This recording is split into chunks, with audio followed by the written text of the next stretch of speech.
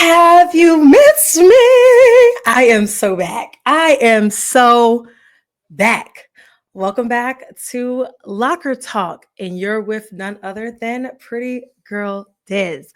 So I've been gone for a while, took a break. I didn't really stop working, but I took a break off TikTok. I took a break from the show. I needed time to really just get myself together, find my love and my passion for this again, because I felt like it was just not here anymore. And now I'm back because it's the best time of the year. I feel like I said it all the time, but it is none other than March Madness. It's March Madness time. And every year since I started this brand, since I started PG Love Sports, I have done something on March Madness and it's just grown over the years. So it would be a shame of me to be away for March Madness. Like, I just could not do it. I thought I was just going to take time off until the draft and I wasn't going to say anything. I was just going to keep it to myself. No, I couldn't do it. I could not do it. We have so much to talk about. We have so much to get into. The draft, not the draft, March Madness. This is what I'm here for, March Madness. I feel like I'm refreshed. I feel like I'm replenished. Maybe a little bit. I even have the flu. Honestly, y'all, I have the flu right now, which is great while I'm by myself, in my space. But I have the flu right now, and I was like, I'm going to wait till I don't have the flu anymore. And then once I don't have the flu anymore, then I'm going to start making my content. But I feel like once I start making the content for March Madness, we're going to be like 2 weeks in already, and then I'm going to be scrambling. So I just rather not scramble. I'd rather just have it and get it done. Because this is what I want to do. This is what we're going to do. We're going to hit March Madness hard like we always do, because that is the only correct answer. All right. Even if you see me, if you're looking here I'm hiding myself over here. But if you're looking, if you're watching this now, right, and I'm straight ahead of you here, you're watching me on YouTube. So hi, hello, welcome back. If you're new here, hello, hit that like, share, and subscribe button. I don't even care if you do anything else. Hit that subscribe button. We need to continue to build the community over here. And if you see me looking over here, then hello, you're watching me off of Instagram and TikTok live. So hello, welcome back. I'm so happy to see you guys. I'm so happy to be here. Okay. I decided that I wanted to have like a 2 type of video shaboom, right? I wanted to make sure. Oh, hold on. All right, hold on.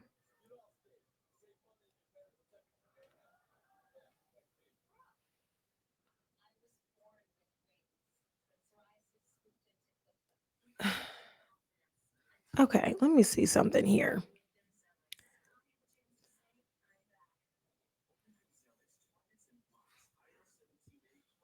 But is it working though? Is it working though? Trying to make sure. Okay, it looks like it's working. It looks like we've been in for 30 minutes. Okay. I try to make sure everything is going like it's supposed to be going. Okay, because I don't have time. I don't have time. Okay. So anyway, hopping back into what I was talking about, we're gonna hop into some March Madness. Now, my very first year I only did the women's. Last year I did women's and men, and I was exhausted. So bear with me. Okay. Last year, y'all was on my neck. Okay. Bear with me. I'm one person trying to do a bracket for a field of 64 and watching the games and keeping up with the games and just always trying to make sure I have an opinion about something. So bear with me and stay off my neck. Okay. But let's get into it. So it's kind of hard for me to finish my women's bracket because they're still playing. I'm actually watching Texas and whoever they're playing right now. Texas and Xavier,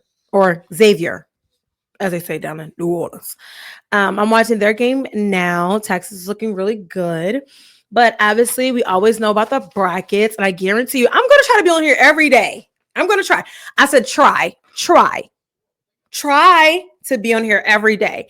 If I'm not on here every day, bear with me, okay? But I do have my big boards downstairs. So I'm going to have 2 of my brackets on one board for the men's, 2 of my brackets on one board for the women's, because we need to need to get them big, and I'm gonna pin them behind me. So, but today we got our little paper brackets here. I did 2 for the men so far, and I only did 1 for the women's because I felt like the women's is starting a little bit after, so I just couldn't get jiggy with it. But we're gonna make it happen, okay? So the men's bracket here, I have it, and I'm gonna do another one because they say always do 3 brackets. I'm probably gonna do 4. They say do 3 because you have to do the one where you're like what's more likely to happen. The second one, and that's usually like as soon as the brackets and the teams come out, you're like just immediately make a bracket so that way to make a bracket because of the outcome that you expect to happen, the outcome that you want to happen, and then 3 is like you need to be the most realistic with the brackets. So 2 of my brackets, both of these, I feel like, is it too early for me to tell you who I have winning the whole thing? Like, is that too early? Is it too early? But like I said, I only got 1 for the women's bracket because some of them still have to play in the first 4, and I feel like if I pick a team that's actually in the first 4 for an upset, I don't know which team it is yet. So I have to do a little bit more waiting with this one. But for a majority of it, I think it's all going to be the same. I do have teams that I have making it the furthest. My one bracket is the bracket that's a little shaky there. But I'm just going to give you my top 4 teams and you tell me if you agree with that. Or maybe I should just like put my bracket on. I don't know what I should put on, but I have the one that's least likely to happen probably. Vandy, Houston, Auburn, and Florida. Auburn and Florida I feel like are the most likely to happen. They're the same on both my brackets for my men so far. And then the other bracket is Auburn, Florida, Alabama, and Houston. So I do want to see my Rocky Top, but I have to be realistic. I have to be a realistic girl. Okay. GBO, they can do it. They can do it. But they got to do it. So we're going to make that. We're just going to say that. And then my top 4 for women so far, I have South Carolina, obviously. We ride it on. All right. South Carolina, Notre Dame, UCLA, USC. To me, those are the top 4 women teams right now. To me, things can happen. We know things happen. We know somebody's going to have a Cinderella story. We know somebody's going to have a big upset. We know this. And I just got to figure out for my next bracket who those teams are going to be. Is it going to be a team like Georgia Tech? Is it going to be a team like Ball State? Is it going to be a team like San Diego State? I'm talking about women right now. Or is it going to be a team like UNC Greensboro? Or Fairfield? Murray State? South Dakota State? High Point? Creighton? Montana State? FDU? You see? There's so many schools that can create that upset. I think one of these schools is definitely going to stand out above the rest. Like, I feel like Columbia women's basketball, I liked them last year in the tournament. I felt like they had some really good groove going on. They did kind of beat themselves, and I feel like they made it decently in the tournament. So I feel like them having to play in the first 4, I feel like they're going to make it into that next round. And then I feel like they very much could. That's why I just know how to do. I'm going to do another bracket, y'all. I very much feel like they can beat, where are they on this list? I feel like they can beat West Virginia. And if you're a West Virginia fan, I'm so sorry I had to say it and call you out, but I'm just saying, I do feel like Columbia could beat them. Okay. Just like I feel Norfolk State has a good point, like has a good opportunity to beat Maryland. Diamond ain't on that team no more. I don't know who's on the team though. I haven't really watched them, but I'm just saying Norfolk State could very much beat Maryland. Those are two teams where I feel like they could have an upset. The underdog teams. I feel like they could come above, rise up, and just like get it. Speaking of Norfolk State, both men and women are in the tournament this year. I definitely expected Norfolk State's women to be in the tournament. They've been in the tournament the past couple years. They have been doing phenomenal as a program. I think that if somebody wants to go to an HBCU, I think if somebody wants to play basketball on an elite level outside of Jackson State, when Jackson State had Coach Reed there, and even still, Jackson State is a great program. My friend is one of the assistant coaches over there, so whoop whoop to them. But we're talking about Norfolk State right now. I feel as though Norfolk State's program is such a level of eliteness. They've been able to do the same thing over and over and over again, year after year after year, and it is showing. It's showing in their ranking and their seeding. For the first time in history in their program, they have been ranked at a high number seed. They're number 13 with seeding. And they're going to face Maryland. And this is why I do say that there's a possibility that they could beat them, because if you look at Norfolk State's record right now, it is 30-4, and Maryland is 23-7. So you have a team that is up there just with you. You know, it's not a super underdog team. You know, Maryland kind of got themselves in a tizzy not being better this year. They're coming in ranked number 4, but had they been a 1 seed or a 2 seed, even a 3 seed, they would have been playing a team of just no tea, no shade, but just a team a little bit lower on the totem pole in the NCAA's lens. You know, they would have been playing maybe a first 4 team had they been just a little bit better, or they would have been playing the number 16 seed, you know? So I feel like Norfolk is in a very great position to where they could definitely capitalize off this situation and really move into the next play of tournament. Now, that's going to be difficult though, because there's a lot of great this year. I think every year, but this year specifically, there's a lot of, like, I would say, and I don't want to say smaller name schools. I don't like that. I don't like that per se. But there's a lot of not super popular. That was a lot of words there. Not popular names of schools that are also in this tournament. Then this is why I love March Madness, because you get to see so many other elite programs doing great things, and you get to see what they're doing, like High Points, William and Mary, UC San Diego, again, Columbia. I'm on Columbia side. You know, Columbia is, you know, the Ivies, all the smart. They're not expecting them to win. Like, same thing with Princeton. I love Princeton. I love their program. I love what they've been doing over the past few years. It's getting better and better and better. I love that. Again, but other names are in Lehigh, SFA, FDU. Like, there's so many schools that are just not as Vermont, not as popular as a lot of schools, as an LSU, as a South Carolina, as a Texas, and they're still in this playing field and they've made it to the tournament. And I think it's just wonderful. I love the fact that they do, in terms of the NCAA, they do take a hold and they take all the conference champions, which I love, and give them the opportunity and give them the shot. And I feel like maybe football should be the same way. I felt like this already, and I've already said it, so don't come at my neck. I said what I said, respectfully. Okay? Anyway, moving on to the men's bracket here. Wait. I do also want to say, Southern from the SWAC. Southern, their girls are also in the tournament. They're playing in the first 4. They are going to be playing UC San Diego. I definitely feel like they can beat them. I feel like they can beat them and they can make it into the next round of the tournament. I feel like that. I think it's going to be a really close game, though. They both have pretty even records. UC San Diego is 20-15, and Southern is 20-14. So they both won 20 games. So they both are going to do, I feel like they both can definitely and will definitely go toe to toe. That game, you can catch that. It's actually on tonight at 9. So it's actually on right now. I don't know why I can't see it. Like, what is happening?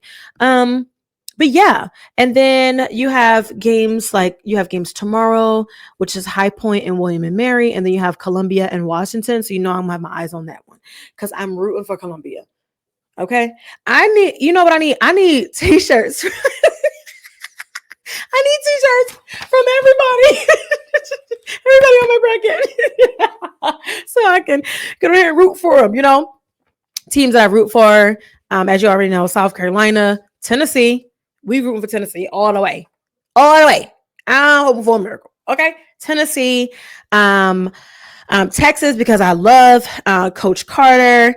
Notre Dame because you got Hidalgo over there, and plus I love Coach Ivy. I think what she's doing is phenomenal.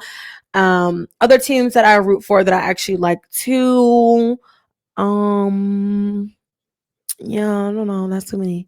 Ole Miss. I love their coach. I love what she's doing with that program and how she's coming. She's so passionate and so she's a wonderful person. She's a wonderful person. One of the games I went to, I can't remember what game it was, but it was in the tournament. She was just a wonderful person. Obviously, LSU. I mean, they all, SEC or die. Say SEC. What else? I like Juju, so got some roots over there. UCLA, they're big. I like her a lot. Liberty, because obviously that's one of my alma maters. Okay, Liberty, men and women is in this tourney. Okay, y'all think we just the Christian school? Yeah, we're here. We play basketball too. Bowling. Okay, let me stop. I'm gonna say extra. Okay. And UConn because I like Paige. So there's plenty of teams from here for me to root for. One of them got to win. Okay. Anyway, moving on to the men's bracket because I'm trying not to be on here too long because we're just talking about brackets. We're just getting them done. We're getting them filled out. I'm giving you information. Every year I give y'all the same information. So let's start there. Every year I give y'all the same information. I tell y'all how the tournament goes, but I know that there's newcomers here, people that are just watching the content. And this year I'm doing it different. I'm doing live videos. I'm putting them up. So whatever's on TikTok, you'll see it. If you watch it, you'll watch it. If you don't, you won't. But you will have it on YouTube and everywhere else. The videos are going to be available everywhere. I didn't do that last time. They were not available everywhere last time. So you're going to see more of me during March Madness for sure, because I'm gonna make sure I get myself in front of a camera daily. But how the tournament starts off, there's always the first four. So that means the teams were, couldn't quite make it into the big field just yet. They had to play. They were lower seeds. They had to play and duke it out. That's just the way they do it. I personally like it too. It's like, well, you're like a first runner up. So prove that you deserve to be number one type of vibes. And it not meaning number one seed, but just number one, getting yourself into the tournament essentially. So first for the men's, it started.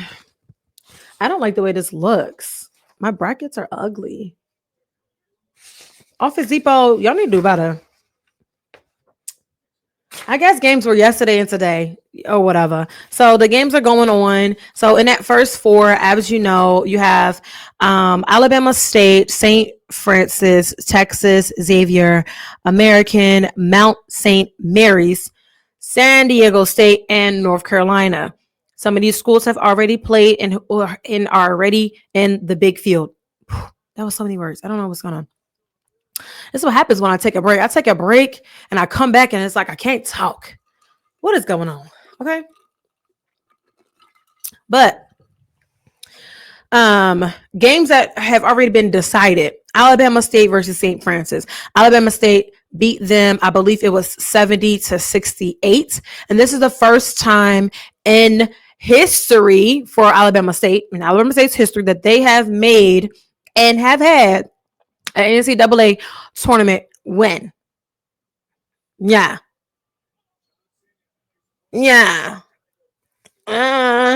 Coming in at number 16 seed. That's why I said. That's what I'm saying. Some of these schools is in that first four and they're hungry for it. They're ready. So, As my friends say, he say this big Bama State or whatever. So they moving into the big field. They gonna have a little problem on their hands though. They're gonna have a little, just a little bit, because as y'all know, the number 1 seeds typically play the number 16 seeds, and they're gonna have to play Auburn. And as I said before, Auburn is on my top 4 for my bracket. Okay, so they're gonna have a battle. It's going to be a battle. We know that Auburn is beatable. We know that, but they also are the number 1 seed, so they're not expected to lose. But we're going to take it as it comes. We're going to take it as it comes. But congratulations to Alabama State for holding off St. Francis. St. Francis, to me, it's always one of those schools that are like really good. So like the St. Francis, the St. Mary's, the St. John's, those schools, they be balling. Okay? Especially the ones from New York. You know I got to rep the North. Yeah, they be balling. Okay? So that's a good thing there. So congratulations to them. They will be moving on, and they are officially in the big field of 64. And then you have Texas and Xavier's going on right now. It's getting a little close in that game. I think that Texas can pull it out, and they're fighting for the number 11 seed. And then you have American and Mount St. Mary's. So they're going to be fighting for that 16 seed, that nice bottom seed. And then you had San Diego State and North Carolina, and they were fighting for the 11th seed. Now, here's the thing. People were talking about how did North Carolina get in? And blah, blah, blah, blah, blah. Listen, if you didn't watch Selection Sunday, then you didn't hear the explanation of how they got in and how like they needed somebody to lose and somebody to win and for them to get in. But at the end of the day, they got in by the skin of their teeth. They didn't just get in and come right in as the number 11 seed. They didn't just get in and just be like, yeah, y'all chilling. Y'all don't got to play for first 4. That's not how that worked. They had to earn it. You know, I feel like every team that's made it to the tournament has earned it. I understand there's some teams that are like, oh, West Virginia was better than them. Oh, this, that, whoop, whoop, whoop, shroop. I understand. I'm not saying it's wrong. And this is the only thing where it comes in is like, well, not all teams can make it. And then it's like, well, blah, blah, blah, blah. But listen. They made it. Okay? They made it, and then they won. They won very decisively at that. The score was 95-68. So I'm just saying, okay? They're in there. Okay? They're in there. And I do think that they could make it at least to the next round. So after the first 4, and remember, this is both men's and women's, it operates in the same way. Okay? Don't get funky. It operates in the same exact way. So you go through the first 4, and then you have first round. The thing about men and women's, you will go to that higher seeds school. They do have areas and regions. So like South Carolina, this is the women's bracket. So the way that their bracket is, to me, is much more readable. I don't know who does the brackets for each one, but I definitely think that this bracket is a lot more readable than this bracket. But that's just my opinion, right? Okay. So the way that theirs is, they like kind of give it to you so where you should be able to understand it or whatever. But you have Spokane 1, Spokane 4, and then you have Birmingham 2 and Birmingham 3. But before you get to these regions here, you will be going to these schools. So like South Carolina will have South Carolina versus Tennessee Tech, Indiana versus Indiana versus Utah. So you have those 4 games in Columbia. And then you'll have Alabama, Green Bay, Maryland, and Norfolk in College Park, Maryland at their school. So the higher seeds get to host, 2 sets of games, if that makes sense. And then they get to move on. And then once they get to a certain level, a certain point, you get to move on. And then you go to your different regions like Birmingham. I am hoping, and I'm so hopeful that I can at least get to Birmingham because that's not too far away. So that way I can be able to at least see the women. The men are just like all over the place and they're in nowhere. They are in Raleigh for like their first rounds and stuff. But like Raleigh's a little, I don't know. I don't know if I want to. Raleigh's it's a little much. I don't know. Nothing against Raleigh. I'm just saying, like, I already know you have Chapel Hill, Duke, NC State, right? You have those there. And then you have schools that have to travel to get there. And then you got like Norfolk coming up, and then you have High Point, and then you have so many different schools that are just around there and in that area. It's just like that's going to be a cluster, and I'm really not sure if I want to be in that, because you do have schools that are going to be playing. So you have Raleigh in here, and then you have Chapel Hill and Durham all in here. So the RDU area is going to be flooded, and that's just for women. And then you have men going to Raleigh as well. So I will wait to move into the rounds. All right, but anyway, after the first round, it's the second round. Okay, so we go from 64, we knock it in half, boom, we're in second round, right? And then from second round, we get to Sweet 16. So again, we knock it down, boom, Sweet 16, then you go to Elite 8. Normally, Sweet 16 and Elite 8 are in the same places. So again, for here, Elite 8 and Sweet 16 will be in Spokane 1 and 4 and Birmingham 2 and 3. Okay. And then from there, you get to your Final Four. Your Final Four location is obviously different. It's not going to be in the same place we have your Sweet 16 or Elite 8. So yeah, they move around quite a bit. Obviously, it works for them. That's what works. But the Final Four and the championship, whatever we want to call it, for the men is going to be in San Antonio, Texas. So that's going to be great. It should be warm down there. I love San Antonio, Texas. It's not really like too much to do. Like, it's not too much to do out there. So like, hopefully like nobody's getting in trouble or anything, but it's beautiful. I mean, I love San Antonio. I was stationed there when I went to military school. So I like San Diego, not San Diego, San Antonio. Okay. Everything's bigger in Texas. Get shots of tequila while you're there. Go to the Riverwalk, go to the Alamo, and make sure you just get lots of tacos. Best tacos I've had in my life was in San Antonio. I'm just saying. And some really great shopping in Austin. So check it out. Yeah. So, and then the Final Four and the championship for the women is in Tampa Bay. I don't know much about Tampa Bay besides the water and the Tampa Bay Buccaneers. So I've never actually been to Tampa. And the Lightning for hockey. I've never actually been to Tampa though. It's definitely on my like wish list, hope list. I don't think that I would go this year. I don't know, but it's on a wish list. Yeah. So let me give you other dates really quick. So the first round for the women is March 21st and 22nd. The second round is the 23rd and 24th. Sweet 16 is the 28th through the 29th. So, you get a little bit of a break. Obviously, they have to move and travel and transport.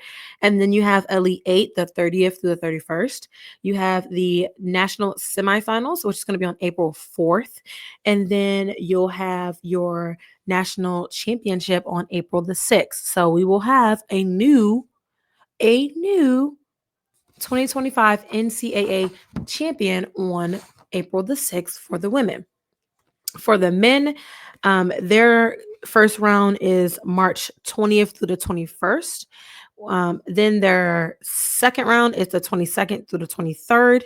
Sweet 16 is the 27th and the 28th. So again, giving them that time in between to travel and commute to wherever they need to go. Elite 8 is the 29th and the 30th. The Final Four is April the 5th. And then their national championship is on April 7th. So we will have a new men's champion on April the 7th. I feel like last year, for some reason, I feel like, well, at the end, obviously the boys are going to be announced after the girls. But for some reason, I felt like, I don't know, I feel like the women were a little bit, I feel like they were like days ahead. But I don't know. This seems very more close-knit in terms of time and dates and things like that. So, yeah, I'm going to wrap this up for day one of NCAA March Madness Chit Chat Talk. Okay, we're gonna wrap it up. I'm going to see you guys tomorrow when we finally break into the first round of the men's first round. And then obviously, I'll see y'all the next day after that too, because we break into the women's first round the day after that. So y'all gonna see my face a lot for March Madness. If you have any content, if you have any teams, if you have anything that you want to talk about, or you need any information with brackets and things, please feel free to send me a DM, comment, share this video with somebody who may enjoy it, who may like it. I can't wait to like put it out there, but I need to get out there now because tomorrow everything starts to get groovy. So I need to put this out there now. And if you need any other information in terms of the tournament, everything is on ncaa.com. I promise. Okay. So it was great talking with you all. I love you so much. I'm so happy to be back. Bear with me. And we're going to get through this because it is all about March and it is all about the madness. Okay. There we go. Bye.